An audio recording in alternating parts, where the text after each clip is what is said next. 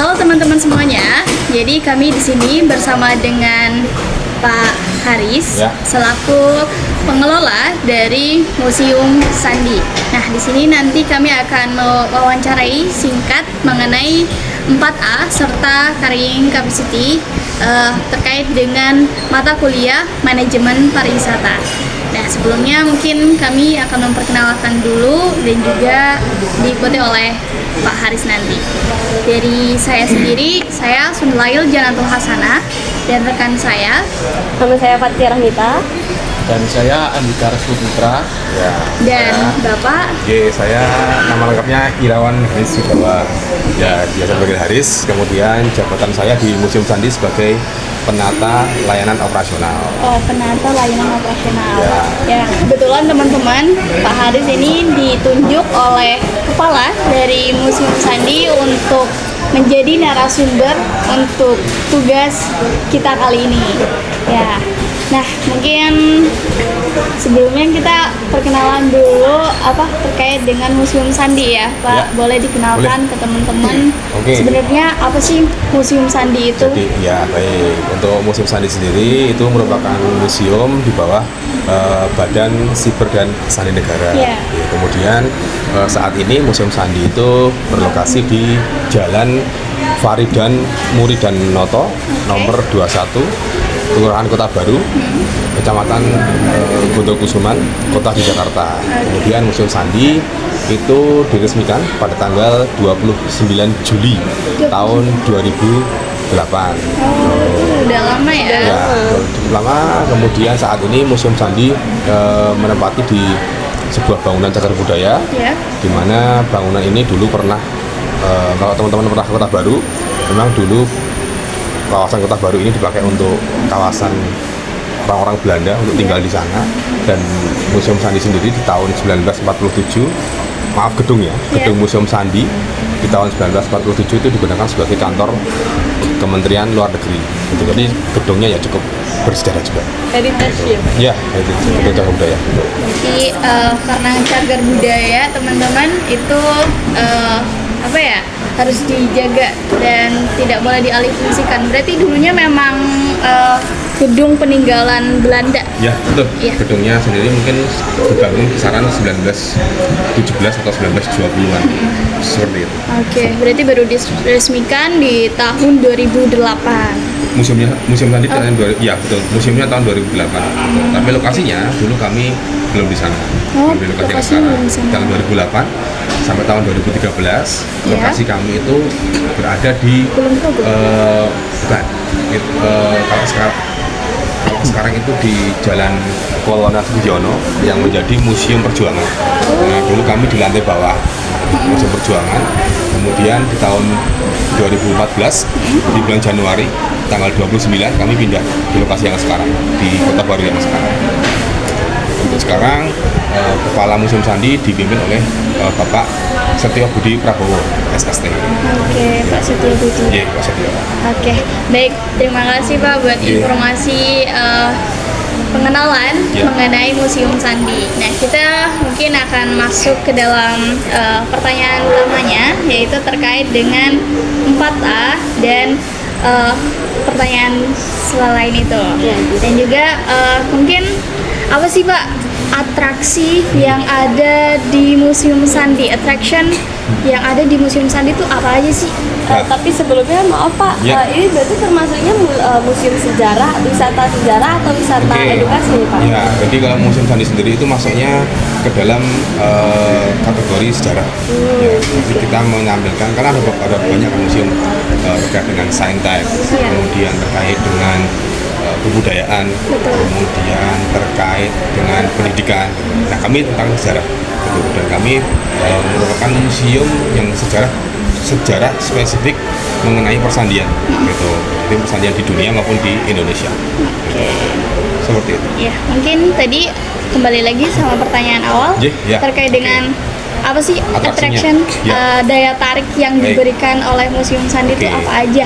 Jadi Museum Sandi ini memang cukup unik. Jadi memang kalau di googling cari di portal portal dunia maya itu di Google itu museum terkait persandian itu kalau di dunia saat ini itu hanya ada 4.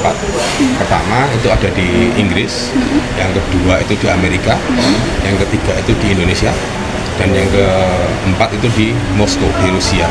Dan kami bisa dikatakan mungkin di Indonesia atau di Asia mungkin ya museum persandian ya, bukan spy, persandian satu-satunya. Kemudian karena unik tadi, karena yang ada eksklusif tadi, terbatas, jadi koleksi-koleksi kami itu juga tidak banyak ditemukan di museum yang lain. Gitu. Jadi museum kami juga banyak koleksi-koleksi masterpiece, koleksi-koleksi yang istilahnya saat dulu itu vital dengan pertahanan negara, termasuk yaitu kita menampilkan mesin-mesin sandi yang mungkin masterpiece itu ada mesin sandi SR64 dan SR70 ada juga, kemudian ada mesin sandi KL7. Nah itu juga termasuk mesin sandi yang masterpiece kami, dan juga yang paling masterpiece itu ada namanya buku kode C. Nah itu tidak ada di tempat yang lain, dan hampir seluruh mesin yang ada di museum sandi itu jarang ditemukan di tempat lain, terutama yang buatan Indonesia. Itu kami menampilkan mesin-mesin sandi yang tidak ada di tempat lain. Yang kedua, kami untuk atraksinya kita juga memberikan edukasi bagaimana membuat sandi secara sederhana. Jadi saat masuk di museum sandi itu pasti akan diberikan sebuah souvenir namanya sandi sesar. Sandi sesar ini kemarin betul. Jadi itu souvenir sekaligus metode ataupun cara untuk pengunjung tahu bagaimana untuk membuat sandi secara sederhana. Oh, sandi itu seperti ini, ada penggambarannya seperti itu. Kemudian yang ketiga, setiap kali ada pengunjung itu kami wajib untuk dampingi gitu. Jadi selalu pasti kami kami pandu. Jadi selalu ada tour guide setiap pengunjung datang. Pasti ya. Karena tapi ya kalau nggak banyak ya. Kalau misalnya petugasnya ada 3 di lobi, semuanya mandu ya. Nanti yang ketiga ini akan kalau pas nggak piket, maksudnya kalau weekend itu akan dibantu oleh satpam untuk diarahkan. Kemudian kalau hari biasa akan ada tambahan backup dari teman-teman yang belakang. Jadi akan selalu dipandu. Itu sih yang pertama tadi terkait dengan eksklusivitas satu-satunya museum yang ada di Indonesia, museum candi terkait candian yang ada di Indonesia maupun di Asia. Yang kedua itu terkait dengan kita memberikan edukasi mengenai bagaimana membuat sandi yang sederhana. Kemudian yang ketiga itu akan selalu kami pandu untuk pengunjungnya. Dan mungkin yang saya udah follow Instagram dari Museum Sandi itu biasanya Museum Sandi juga melakukan kelas ya Pak. Jadi selalu ada program gitu, paket. Ya betul. Jadi itu program program publik kami. Jadi kita ada beberapa program publik gitu, yang dilakukan di Museum Sandi maupun di Rumah Sandi Dukuh gitu. Jadi Museum Sandi ini sebenarnya mengelola 3 lokasi. UPT Museum Sandi, satu museum yang ada di Kota Baru, yang kedua namanya Rumah Sandi Dukuh yang ada di Kulon Progo, kemudian yang ketiga namanya Monumen Sanapati yang ada di depan gereja Santo Antonius Kota Baru. Bercabang gitu Pak? Apanya? Itu tugasnya bercabang atau gimana? Itu cabangnya bukan, atau itu satu pengelolaan, letaknya aja. Letaknya aja. Nah, untuk tadi program publiknya itu ada satu, itu ada namanya kelas steganografi. Nah itu kami menyasar untuk kalau bahasa Indonesia mungkin tutor dan children ya, anak-anak dan mungkin balita ya bisa kita lakukan. Jadi kita memberikan edukasi juga kepada anak-anak bagaimana membuat atau bermain sandi secara sederhana dan fun. Nah itu untuk anak-anak. Kemudian ada juga kami di Museum Sandi itu namanya workshop cetak biru atau namanya cyanotype. Ya, cyanotype itu jadi cara mendokumentasikan foto tanpa kamera tapi menggunakan cahaya.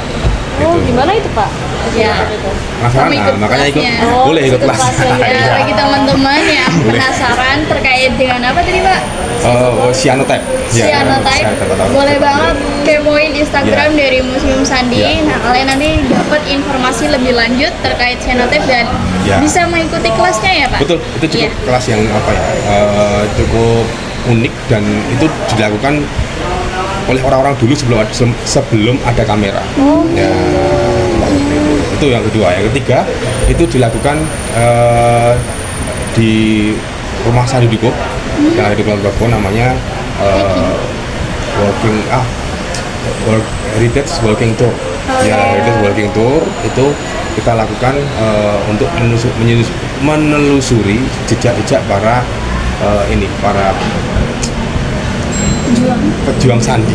Ya, pejuang sandi. Jadi kayak trekking gitu lah. Iya. Kayak trekking masuk keluar hutan gitu. Mungkin jaraknya sekitar 5 km lah, tapi nanjak. Ya, tapi nanjak. Seperti yang dijelasin sama Kak Imas kemarin ya waktu Ya. kita ke sana. Ya, betul. Kemudian ada juga satu lagi namanya historical trekking, sama historical walking tour. Historical walking tour itu jadi kita jalan-jalan daerah Kota Baru, kita melihat bangunan-bangunan yang dulu pernah digunakan untuk kantor persandian. Itu ada beberapa lokasi dan juga terkait dengan intelijen. Itu jadi ada 4 program. Satu tadi steganografi, kelas steganografi, kemudian cyanotype atau cetak biru, yang ketiga heritage walking tour, kemudian satu lagi tadi historical walking tour yang ada di Kota Baru. Ada satu lagi sih yang baru juga. Oh, banyak sekali. Iya, banget ini ya, lebih teman-teman. Ya, Iya. ada satu lagi di bawah. Nah, jadi selain menawarkan daya tarik yang memang keliling di museumnya dari lantai 1 sampai lantai 2, Ya, Museum Sandi juga mengadakan program-program yang tadi sempat Pak Hari sebutkan. Nah, seru banget ya teman-teman. Ya, ya. Sangat menarik ya. Oh, maksud yang kedua, pertanyaan yang Boleh? kedua Silakan. terkait dengan aksesibilitas Bapak. Hmm. Kan banyak yang ada yang di Kota Gede, ada yang di mana tadi yang sudah Kota disebutkan? Baru, Iya, Kulon Kota Progo. Baru, Kulon Progo. Itu kan berarti sudah termasuk sudah tersebar ya Pak ya. Nah itu untuk akses menuju ke sananya itu dari kota, bisa dari Malioboro atau dari mungkin dari UGM atau mungkin dari kawasan UNY dan sekitarnya, itu bagaimana Bapak? ya. Saat ini kebetulan jadi kita juga ada fasilitas dari pemerintah namanya Trans Jogja. Oh Trans Jogja, Jadi betul di samping banget. Museum Sandi itu Ya. ada Trans Jogja, halte Trans Jogja. Jadi mungkin teman-teman bisa pakai Trans Jogja ya. Trans Jogja, kemudian kalau jalurnya saya lupa jalur berapa, Ya. tapi di samping itu ada Trans Jogja dan kebetulan lokasi kami ada di tengah kota. Jadi mungkin cukup terjangkau untuk teman-teman UGM mau ke Museum Sandi. Gitu. Mungkin sambil lari gitu Pak. Ya, benar sih. Cuma Dari berapa FIB ya? ke sini, gitu kan. Iya. Ke Museum Sandi bisa gitu kan. Ya, betul. Jadi kami juga ya bisa dijangkau semua kendaraan, udah 2, udah bis maupun mobil kita bisa. Iya. Nah, yang mungkin agak jauh yang dari Kulon Progo mungkin ya. Kalau Iya. jaraknya memang dari Jogja itu sekitar 23 km. Ya, 23 km. Jauh ya. Lumayan jauh. Kalau naik kendaraan mungkin bisa ditempuh dalam waktu 30 sampai 45 menit ya ke sana. Oke. Jadi buat aksesnya udah mudah ya, jalannya nggak rusak. Iya, ada bisa pakai Iya. Trans Jogja juga guys. Jadi Iya. kalau misalnya kalian mau ke Malioboro tapi mau yang ada edukasinya, kalian bisa mampir ke Museum Sandi sekalian ya Kak ya. Ya, Walaupun betul. emang museumnya jauh dari mungkin museum-museum lain yang ada di kawasan Malioboro, tapi untuk akses ke Museum Sandinya, ke Kota Barunya itu mudah teman-teman. Kalian bisa pakai Trans Jogja. Trans Jogja. Apalagi sekarang ada Grab, ada Gojek gitu ya. Iya, mudah. Jadi itu akses Museum Sandi yang itu kayak disupport dari pemerintah atau memang otomatisnya Enggak aja sih. kayak gitu? Jadi memang itu bukan dari Museum Sandi ya. Jadi memang dari fasilitas Ya. dari pemerintah sendiri sih, dari pemerintah sendiri. Jadi kalau dari Museum Sandi kita belum ada untuk shuttle, itu belum ada untuk shuttle. Oke, buat akses masuk ke Museum Sandi, ini kemarin kita kan udah masuk juga Pak. Iya. Itu tuh tiketnya 0 rupiah. Iya. Kok bisa tiketnya 0 rupiah? Mengapa? Karena memang beberapa museum itu dikomersialkan kan. Nah, kenapa Museum Sandi ini tidak dikomersialkan, padahal juga pada saat kita masuk itu benar-benar diberi edukasi oleh tour guide-nya. Nah, itu kenapa tidak ada HTM seperti itu. Ya, aksesnya mudah banget teman-teman. Ya. Jadi karena memang Museum Sandi ini museum milik pemerintah, ya pemerintah pusat, jadinya kami untuk apa namanya ya, untuk dana lah ya. Nah, anggaran itu memang kami sudah disupport dari APBN, gitu, dari APBN. betul. Jadi kita terbantu dengan itu, makanya kita untuk penarikan ATM itu tidak perlu. Dan itu mungkin juga karena gedungnya saat ini itu gedung dari masih milik Pemda DIY, jadi apa ya, tidak boleh dikomersilkan. Tidak boleh. Dalam penggunaan gedung itu tidak boleh dikomersilkan. Ya, jadi makanya kita untuk ATM-nya gratis.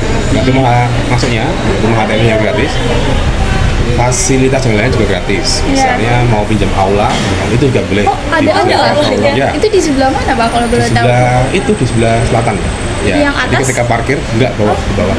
Parkir sebelahnya parkir pun itu ada. Di situ. Betul. Oh, Jadi yang teman-teman, banyak kursi-kursi. ya, betul. Jadi teman-teman kalau mau ada kegiatan, malu misalnya mau rapat atau mau pemilihan ketua hima, Ya. boleh pakai itu, kita juga menyediakan itu dan gratis, cukup berbuat Bener. saja. Oh, berarti izin aja ya, Pak. Ya, Tinggal betul, izin betul. aja ya. Betul, berbuat saja. Bisa tuh guys, kalau kalian mau himpunan mahasiswa gitu ya, ospek kan udah di situ ya, ospek kan di apa Ya. Workshop kecil-kecilan. Ya, bisa. atau orasi mungkin bisa banget. Selain itu juga fasilitas kita tadi setiap pengunjung kita harus kita pandu dan gratis. Jadi kita tidak menurut biaya sedikit pun, karena juga Museum Sandi sudah masuk di zona apa namanya? Zona integritas. Betul, zona integritas kami sudah mendapatkan itu. Jadi memang untuk gratifikasi kita tidak terima. Berarti aksesnya mudah aja ya teman-teman, tinggal kalian membuat surat kepada akademik untuk langsung dikirimkan ke nomor admin Museum Sandi. Seperti yang kami lakukan ini, kita juga bersyukurnya dipermudah untuk bisa melakukan wawancara dan komunikasinya lancar banget. Ya, jadi nggak ada miskom apapun. Ya, semoga kedepannya Ya, bisa amin. terus kayak gitu dan lebih baik ya. Ya, oke.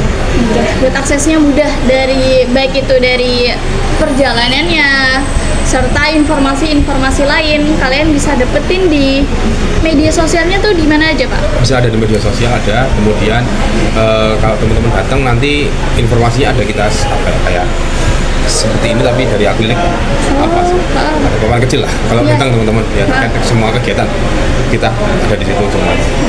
Kalau saat ini sih masih medsos ya, medsos saja. Instagram gitu-gitu Instagram, ya. TikTok ya. Oke, jadi akses jalannya itu mudah, akses informasinya jauh lebih mudah juga ya. Wah, keren banget sih. Ya, mungkin yang lainnya dari Andika ada pertanyaan? Baik, untuk pertanyaan berikutnya adalah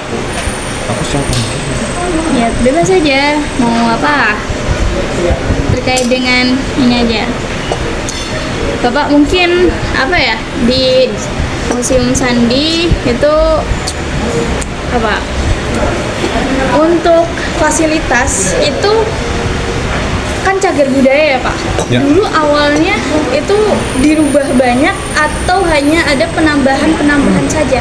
Ya. Kan karena cagar budaya itu yang saya tahu kan tidak boleh dirubah. Hanya boleh ditambah beberapa gitu. Ya, betul. Kalau gedungnya sendiri itu Ya. kita tidak melakukan perubahan apapun. Tidak Jadi sama sekali. tidak melakukan perubahan apapun. Jadi fasad depannya masih sama persis. Kami pernah mendapatkan video di tahun 1926 itu kami bandingkan dengan yang sekarang sama persis untuk fasadnya, tidak ada perubahan.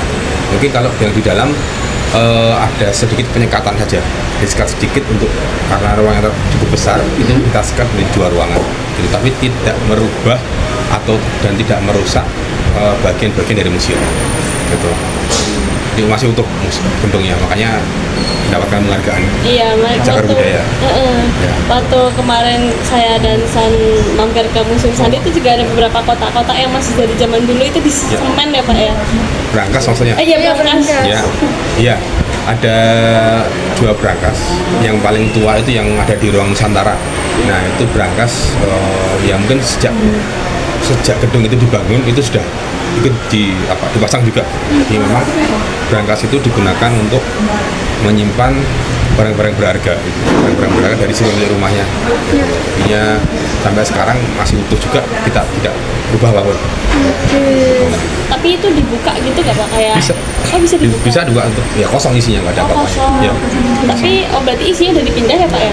Atau? isinya mungkin sudah dibawa orangnya zaman dulu. Oh. Ya. Oh, Isinya gitu. kosong. Ya. Kirain waktu dipugar, ditambah atau dimodif itu dibuka dulu isinya habis itu disimpan gitu. Ya. Tidak ada.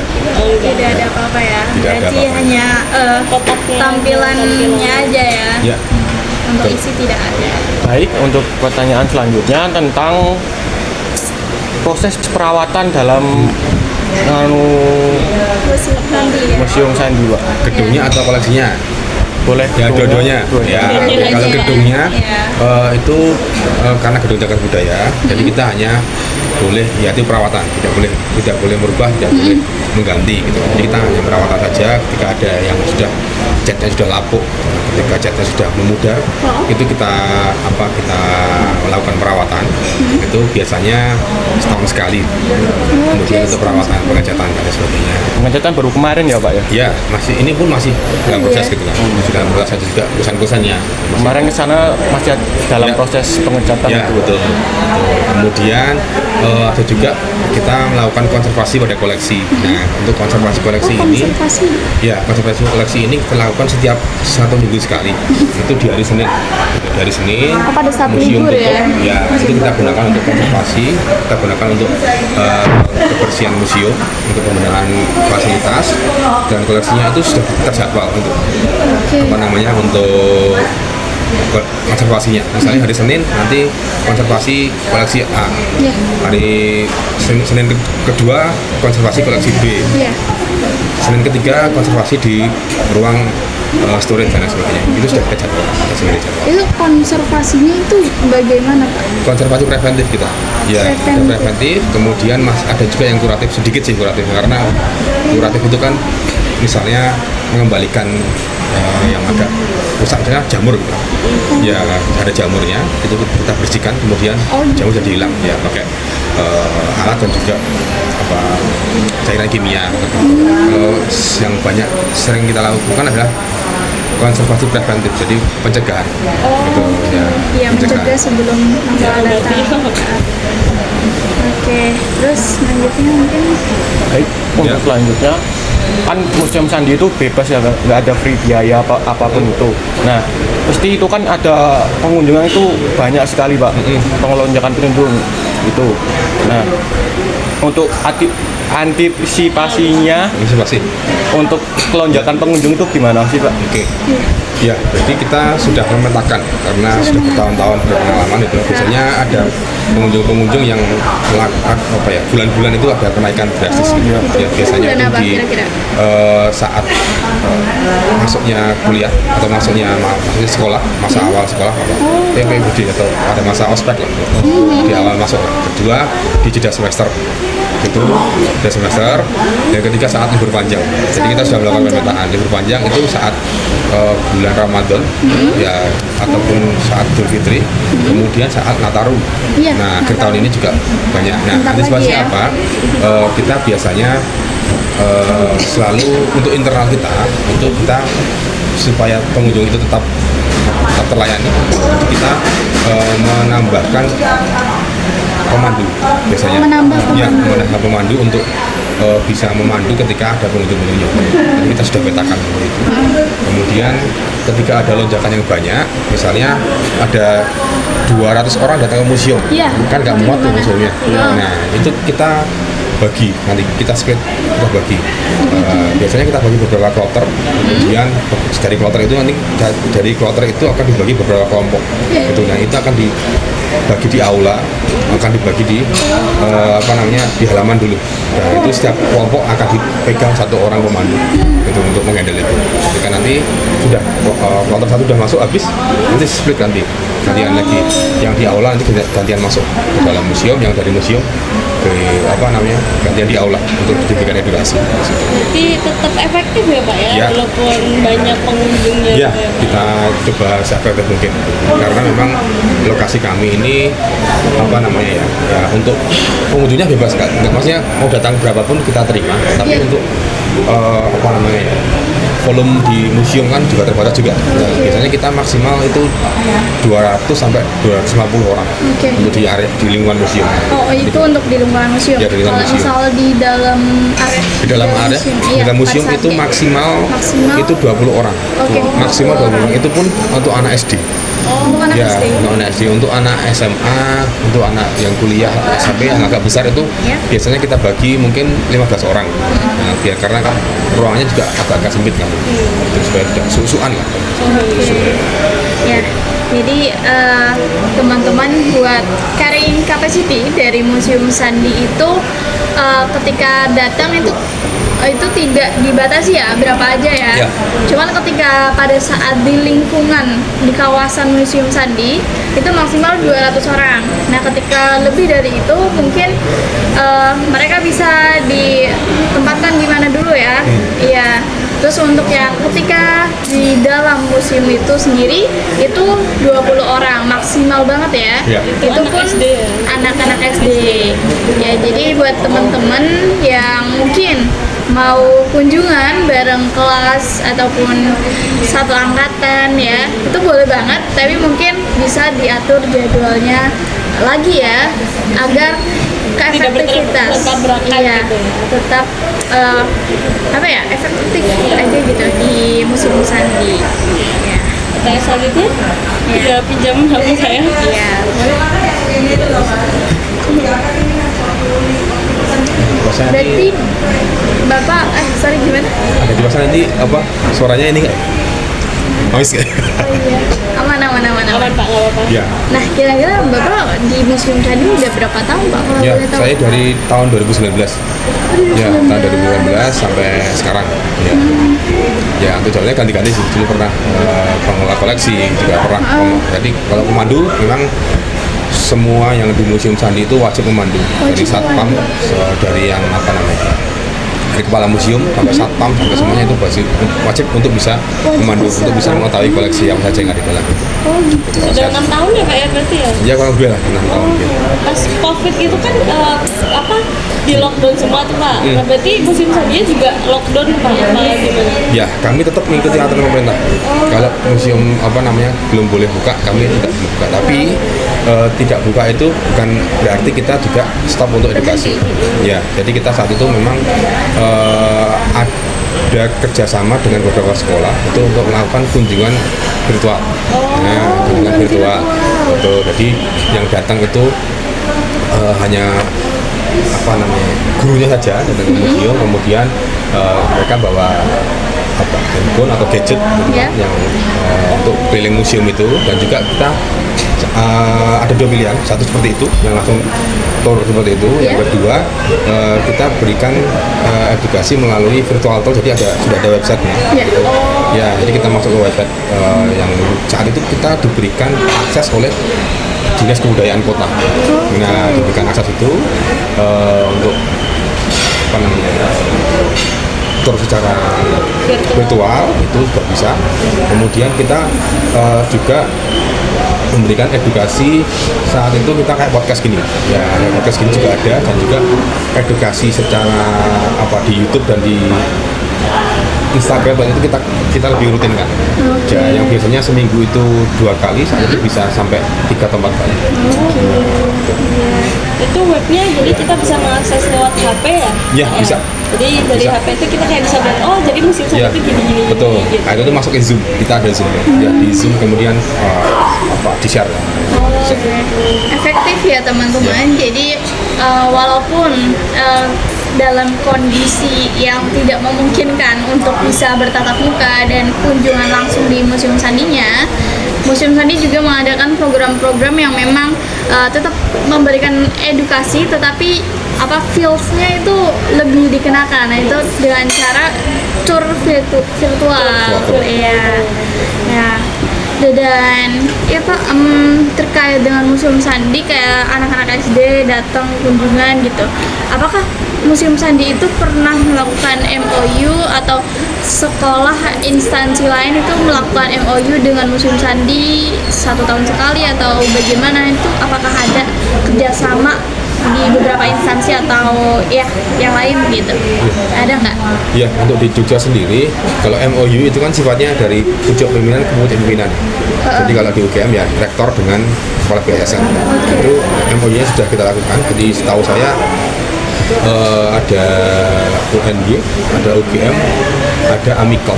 Ya, setahu saya. Jadi 3 universitas. Betul. Ya. Kalau MOA itu lebih ke bawah lagi, itu bisa dilakukan secara level kepala museum itu bisa. Jadi itu banyak hampir semua yang magang di Museum Sandi itu melakukan ada MOA-nya. Terutama kemarin kita ada program dari Kementerian Kemendikbud ya, itu yang ada namanya MSIB. MSIB itu magang independen, magang studi independen bersertifikat. Nah, itu juga cukup lumayan. Kita yang mengikuti saat itu 3 batch ke 5, 6 dan 7 saat itu. Itu juga dengan beberapa yang magang itu kita lakukan MOA namanya. Ya, kemudian dengan sekolah-sekolah kita biasanya nggak MOA sih, kayak udah udah sering kita karena udah ada kedekatan dengan sekolah-sekolah, kita biasanya juga langsung diminta untuk melakukan diundang untuk datang ke sekolah dengan edukasi ke sekolah-sekolah dan pondok pesantren ya. Berarti memang ada kayak sosialisasi juga dari Museum Sandi Pak ke beberapa sekolah. Iya, sosialisasinya lebih terkait dengan keamanan informasi ya. Oh, keamanan ya, informasi. jadi bukan sosialisasi kita promosi itu tidak, tapi lebih ke edukasi. Edukasi. Tentang keamanan informasi dan juga sejarah persandian. Oh ya, mungkin itu yang kerjasama terkait dengan edukasi selain promosi gitu ya. Jadi kerjasamanya itu dengan tujuan untuk memberikan edukasi ke beberapa instansi, khususnya sekolah dasar, pesantren itu ada Pak? SD, SMP, SMA. Iya. Mahasiswa ya, kampus biasanya diundang event kalau kampus ya. Jadi event apa gitu, diundang nggak yang langsung satu kelas itu enggak. Ini kalau level dari kampus, universitas itu saat event aja. Oke. Saya ingin tanya terkait aksesibilitas ya Pak. Jadi kan mungkin ada kayak kunjungan anak SD atau SMP atau SMA. Nah, kalau misalnya ada salah seorang siswa yang penyandang disabilitas gitu, apa ada fasilitas yang mendukung akses tersebut? Oke. Untuk fasilitas saat ini kami sudah menuju ke sana. Jadi untuk beberapa difabel ya. Difabel kita sediakan ada kursi roda, kemudian kita juga sediakan ram itu untuk pegangan. Kemudian di toilet pun kita sudah sediakan toilet khusus difabel. Kemudian untuk terkait dengan edukasi, kita pernah melakukan 2 kali tahun 2025 dan 2024 kita ada kayak sertifikasi disabilitas bahasa isyarat. Jadi beberapa museum tadi sudah tersertifikasi untuk itu. Kemudian kita juga berikan fasilitas jadi untuk mendengar. Jadi ketika masuk ke dalam museum nanti yang untuk tunanetra itu akan mendengarkan itu, kemudian bisa masuk mandiri. Jadi banyak banget ya. Itu termasuk ke amenities ya. Amenities bukan aksesibilitas. Fasilitas penunjang. Jadi selain kita wisatawan itu mendapatkan fasilitas tour guide gratis, tapi juga beberapa fasilitas itu untuk khususnya disabilitas ya. Kedepannya kita untuk tahun depan kita baru mengusahakan untuk huruf braille. Untuk apa? Huruf braille. Apa itu? Oh, apa itu braille? Huruf braille. Braille. Itu loh orang yang buat orang yang tunanetra yang ditambah Braille ya. Huruf braille. Jadi itu kelas atau gimana, Pak? Gimana? kelas itu termasuk kelas atau gimana Pak? Kelas? Enggak, itu ya untuk nanti di koleksinya. Sandi tapi di koleksinya. Betul, nanti kita berikan akses untuk braille biar bisa. Biar orang tuh yang tunanetra bisa membaca ini sandi apa gitu pakai tulisannya pakai namanya huruf braille. Oke. Untuk tunanetra. Wow, keren banget ya teman-teman. Tahun depan. Ya, semoga lancar ya Pak ya pembangunannya. Ya, kita doakan untuk amenities ataupun fasilitas penunjang dari Museum Sandi itu bisa terrealisasikan di tahun depan. Jadi yang udah ada di tahun ini pun itu udah sangat menunjang ya, disabilitas friendly dari mulai penyampaiannya, terus untuk kemudahan akses. Lanjut mengulang yang tadi ya. Ini strategi dari sepinya pengunjung yang ada di museum itu melalui program-program yang sebelumnya tadi disebutkan ya. Ya, program publik tadi ada Heritage Walking Tour tadi, yang mengelilingi Kota Baru tadi. Kemudian ada juga kita buka Jumat sampai malam, sampai jam 9 malam. Kemudian kita tadi di hari Jumat itu namanya ada program Coffee on Friday. Jadi kita sediakan kopi gratis untuk teman-teman komunitas yang berkegiatan di Jumat malam. Itu seperti itu. Karena kita juga sempat karena di Kota Baru ini baru trennya street coffee ya. Nah kita juga di hari Jumat itu kita juga buka untuk street coffee tapi di dalam museum. Dari street banget lah di dalam museumnya. Keren ya. Jadi kayak selain mengedukasi tapi juga sebagai tempat fun child gitu ya, santai, sebagai tempat bersantai. Jadi selain edukasi juga bisa buat bersantai ya guys ya, yang dijelaskan sama Pak Haris. Mungkin satu pertanyaan lagi Kak. Ya mungkin kesimpulan aja. Jadi teman-teman Museum Sandi itu dari 4A dan juga carrying capacity serta sistem dari Museum Sandi itu sendiri itu benar-benar udah tersistem banget ya Pak, dan syukurnya sudah tersistem. Jostis ya. Kita kasih applause dan jempolnya buat Museum Sandi. Ya, dan dari kelengkapan semua 4A sudah terpenuhi dari attraction, amenities, ancillary, carrying capacity dan lainnya. Itu benar-benar udah memadai, dan bahkan Museum Sandi tetap melanjutkan dan ingin harapannya berkelanjutan dengan cara membuat program-program baru seperti tadi kelas-kelas agar tidak sepi, dan juga besok akan ada fasilitas penunjang baru untuk disabilitas friendly seperti itu. Baik, ya, mungkin cukup sampai sini podcast di siang hari ini ya Pak ya. Terima kasih atas kesempatannya yang memberikan. Maaf mengganggu waktu liburnya mungkin Pak.